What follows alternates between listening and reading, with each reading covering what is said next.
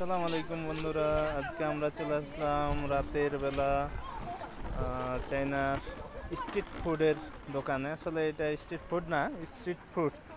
এখানে অনেক প্রকারের ফ্রুটস আছে। এই যে তরমুজ দেখেন, বিশাল তরমুজ। এক একটা 12 থেকে 15 কেজি ওয়েট হবে। প্রতি কেজি তরমুজের দাম হচ্ছে বাংলা টাকায় প্রায় 100 টাকা। আর এই যে ছোট ছোট তরমুজটা দেখছেন, এটা হচ্ছে বাংলা টাকায় 180 টাকা কেজি। এই যে আমরা যেটাকে বলি রক মেলন, সেটাও আছে। আছে আরও আনারস। এই যে চাইনিজ আম দেখেন। আসলে আমগুলো দেখতে যতটা সুন্দর, খাইতে অত সুন্দর না।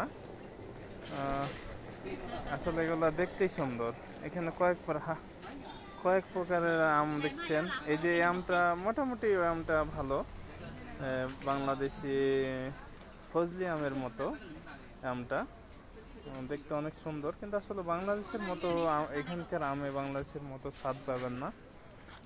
জাস্ট এটা মনে করে খেতে হবে যে আম খাচ্ছি, কিন্তু আসলে এত সুস্বাদু না। কলা, এখানে কলার দাম মোটামুটি রিজনেবল প্রাইসে পাওয়া যায়। এখানে কয়েক রকমের আইটেম আছে কলার, কিন্তু এখানে দোকানে খুব বেশি নাই। তো এই যে এখানে সব কাস্টমাররা কেনাকাটা করছে, চাইনিজ কাস্টমার। এখানে আরও এই ফলটা আসলে অনেক বিখ্যাত। এটা মূলত থাইল্যান্ডের জাতীয় ফল ডুরিয়ান। ফলটার ঘ্রাণ খুবই সুন্দর, খেতেও সুস্বাদু। এটা কাঁঠালের ফ্লেভারের কাছাকাছি, কিন্তু কাঁঠালের চাইতেও আসলে অনেক ভালো ফলটা।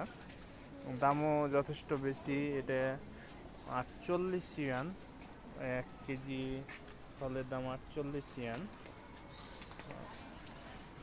48 ইয়ান মানে বাংলা টাকায় প্রায় হচ্ছে 1000 টাকার মতো, 900 টাকার মতো।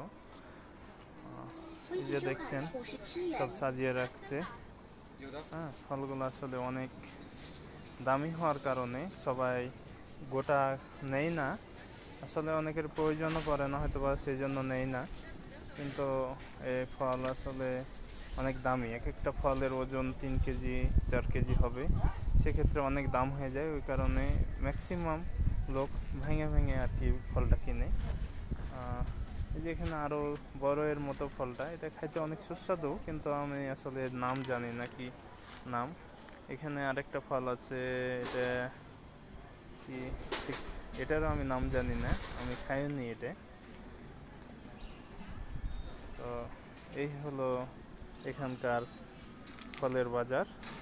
এটা আসলে রাস্তার ধারের একটা ফলের বাজার, ছোট্ট ফলের বাজার। কিন্তু আমি যদি সুপার শপগুলোতে বা বড় মার্কেটে যাই, সেক্ষেত্রে ফলের বাজার, ফলের দোকানগুলো অনেক বিস্তৃত, অনেক বড়। এখানে তেমন একটা বড় দেখা যায় না।